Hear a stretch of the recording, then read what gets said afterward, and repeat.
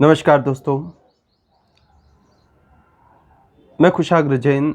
हम काफ़ी समय बाद मिल रहे हैं और हम कला पर लंबे समय से चर्चा करते आ रहे हैं।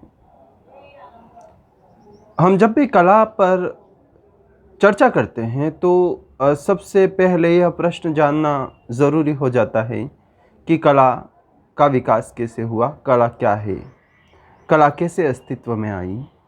तो इस क्रम में यदि हम देखते हैं तो जब भी हम कला के बारे में सोचते हैं तो कला की यात्रा को कहीं न कहीं मानव की यात्रा के साथ साथ देखते हैं।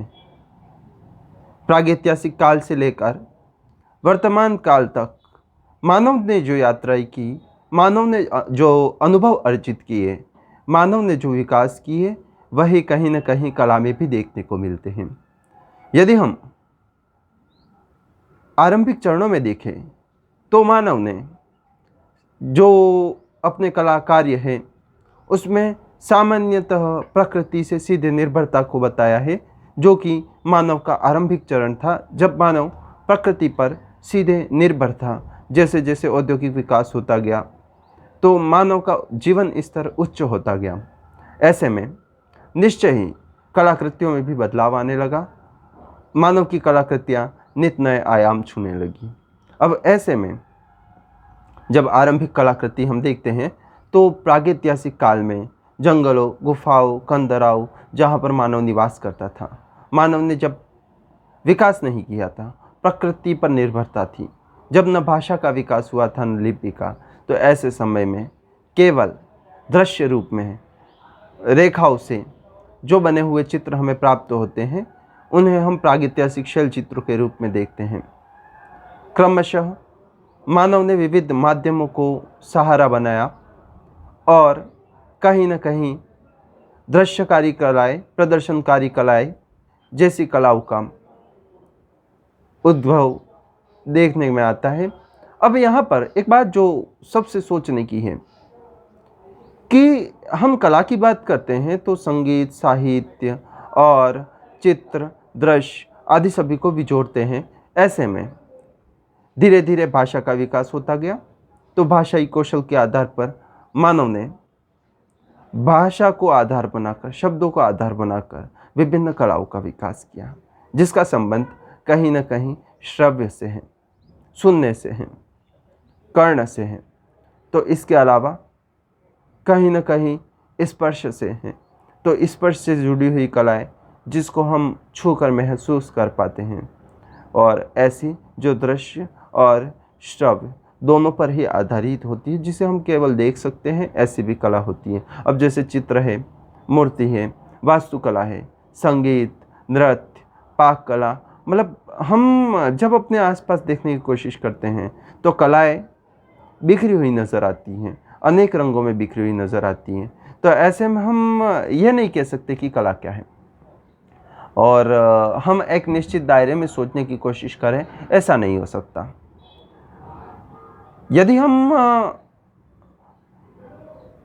हर युग की बात करें तो कला की परिभाषाएं भी बदली है, तो कला की सोच भी बदली है, कलाकार की सोच भी बदली है, मानव का दायरा बड़ा है। कहीं ना कहीं यदि हम अलग अलग क्षेत्रों को देखें, भौगोलिक आधार को बनाकर देखें, तो वहाँ पर भी कहीं ना कहीं कला के विविध आयाम देखने को मिलते हैं। जैसे कि पाश्चात्य में देखें तो हम यथार्थवाद की ओर चलें तो यहाँ पर कहीं ना कहीं हमने अजंता, एलोरा, शीतलवासन जैसी गुफाएं जो हैं, वहाँ पर जो चित्र बने हैं, यथार्थवाद से ज़्यादा हम कहीं ना कहीं आदर्श को भी देखते हैं, अपने धर्म को भी देखते हैं। तो इन सभी को यहाँ पर देखने को मिलता है। कला का विकास जो है वो जिस तरीके से हुआ है उसको हम समझते हैं तो मानव का विकास भी समझते हैं। मानव के विकास की कहानी और कला के विकास की कहानी लगभग समान है। हाँ, इसके पीछे कुछ कारण जैसे हैं, मानव के उद्देश्य है, वह उद्देश्य जो कला को प्रेरित करते हैं, जैसे मन की अभिव्यक्ति को सामने लाना, किस तरीके से लाना और क्यों लाना, ये हम आगे देखेंगे। तो मन की अभिव्यक्ति को सामने लाना, कौन सी अभिव्यक्ति? जो मन के अंदर है, ऐसे विचार जो मानव के मन के अंदर हैं, अब वो क्यों आते हैं बाहर? तो पहला तो हो सकता है स्मृति, याददाश्त, मानव को जो याद रहता है उसे बाहर निकालता है। दूसरा, अभिव्यक्ति, मानव हर बात को अभिव्यक्त करना चाहता है। वह अपने आसपास कोई न कोई माध्यम ढूंढता है, उसे जो माध्यम मिलता है उसे आधार बनाकर और अभिव्यक्त करता है। यदि इसके अलावा देखा जाए तो कहीं न कहीं मानव प्रकृति पर आधारित, प्रकृति से जुड़ा हुआ है, विश्वास करता है, तो जादू टोने, अंधविश्वास आदि में भी विश्वास करता है।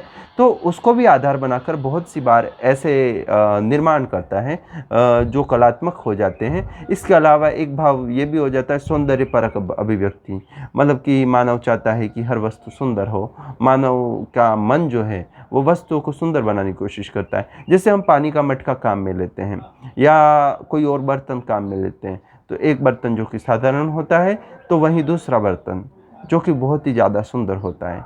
तो ये मानव की जो सौंदर्य के प्रति भावना है, इन सब पर भी कहीं न कहीं आधारित होता है।